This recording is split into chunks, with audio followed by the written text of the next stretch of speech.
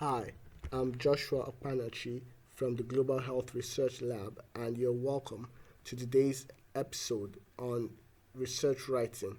Today, we'll be looking at a very important topic referencing styles and examples.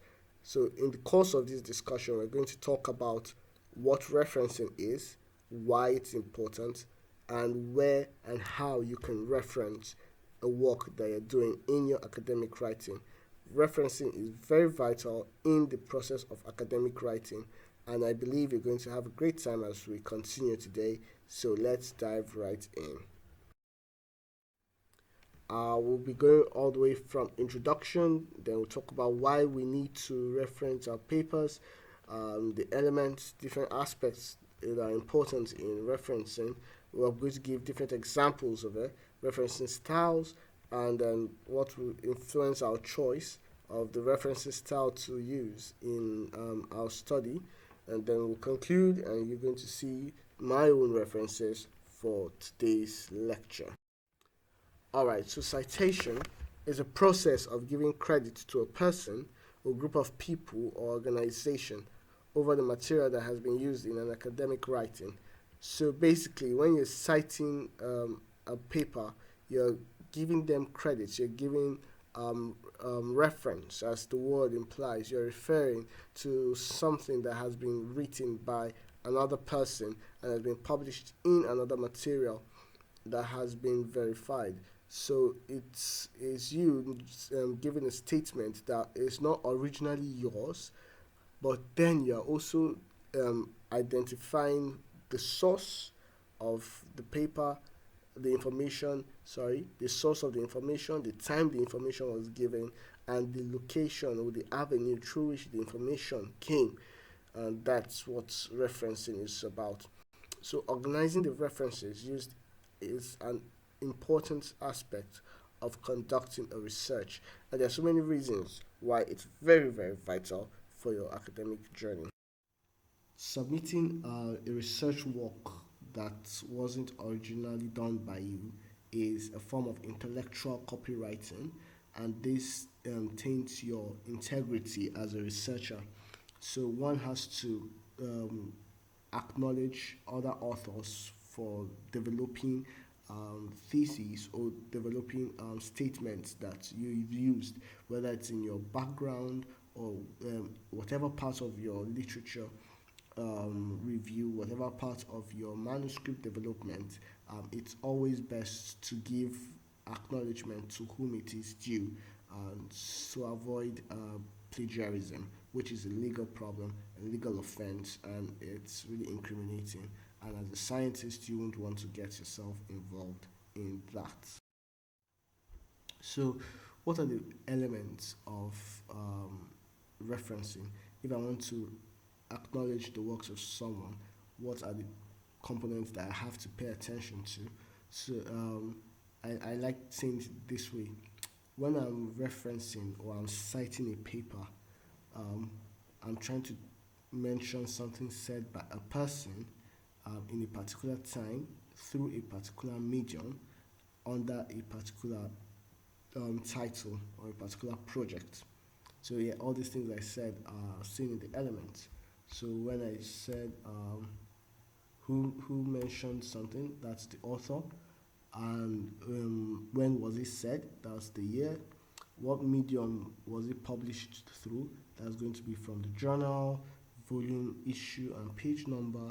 And then what was the project? That's the title.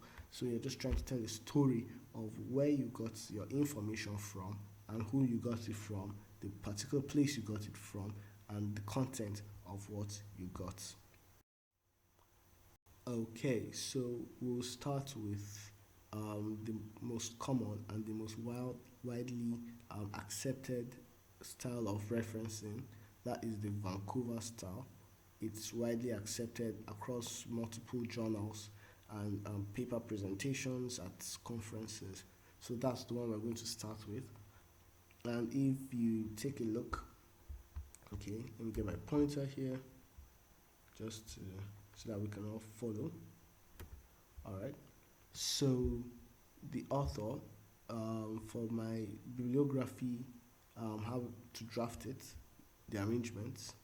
The author is in black, the article title is in red, journal name is in green, date blue, so on and so forth. And then this is the in-text referencing style. So when you have your statements that you've modified using your own language, the idea that you've borrowed from, you need to cite it, okay? And then the in-text citing is done this way.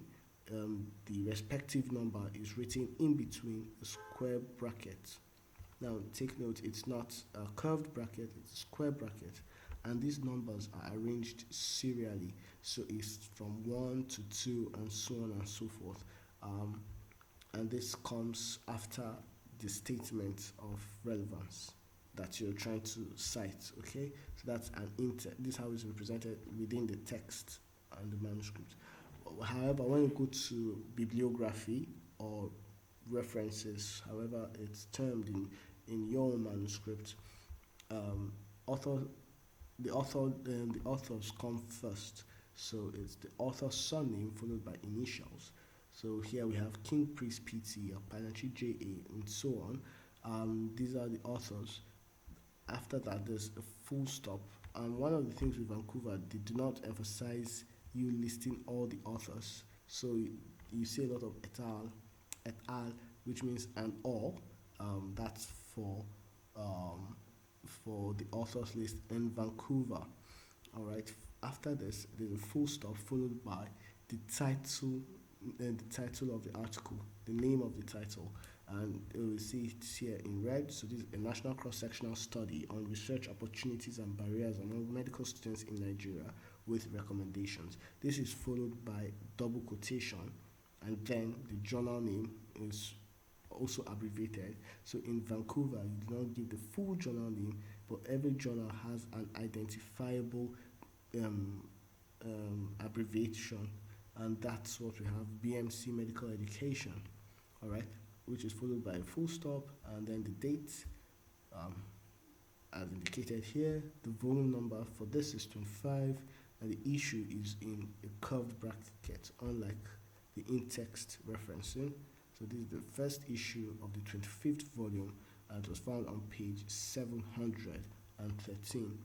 So this is just an example of how the Vancouver style is drafted. Okay, next up is the APA, that's American Psychological Association style, APA 7th edition. This is the most recent edition.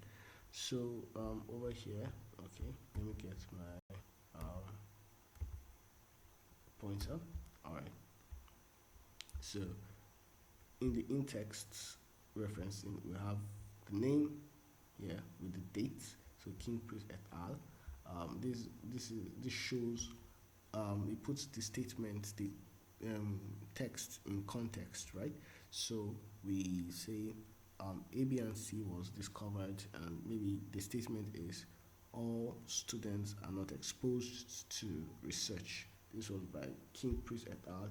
2025. I'm just giving an illustration here. This is how it's going to be in the in-text. However, when we're citing it in the bibliography section, we're going to see a different style, something different from Vancouver. So what we'll see here is this. Every name is mentioned, unlike Vancouver, and then it's the surname and then initials, right? Every name is listed, no et al, and then the date comes, unlike in Vancouver where title follows the author. Here date follows the author, and then the title, no double quotations. Another difference is that the journal here is written in full, unlike in Vancouver where we had it in initials. And then we have the volume number, the issue number, and the page number. And after that, we have the DOI. DOI is Digital Object Identifier. Is a unique number given to any paper that, or any substance, anything, any item that can be found online. Okay, so let's move to another one, the Harvard style. Harvard style is a bit similar to APA 7th edition. So in text is a little bit similar to that, where the name of the author is written and the year, and then if we list all the authors similar to what we saw in APA. Date comes next, like similar to APA, and then the title. However, here the journal is written in italic form and is abbreviated, similar to Vancouver. And then we have the volume number, issue number, page number, and then the digital object identifier, which is a little bit similar to the American Psychiatric Association 7th edition. So yes, these are just some of the differences. Alright, so the Modern Language Association style as MLA for short. So in text, they're not really bothered about the date in text. Alright, however, when you're referencing, they go with R in the cytology. Yes, in cytology. And then the title is written in inverted quotations, quotation marks, sorry, inverted commas, and then the journal name is written in detail, followed by volume number, issue number, the year, the page, and interestingly, the medium of publication.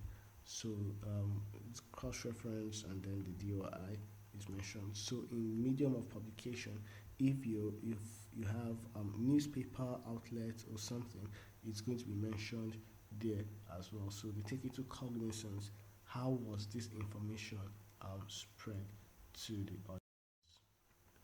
Alright, so why do we choose a particular referencing style? So I just listed three major reasons. So the first is journal specification. That's one of the most common.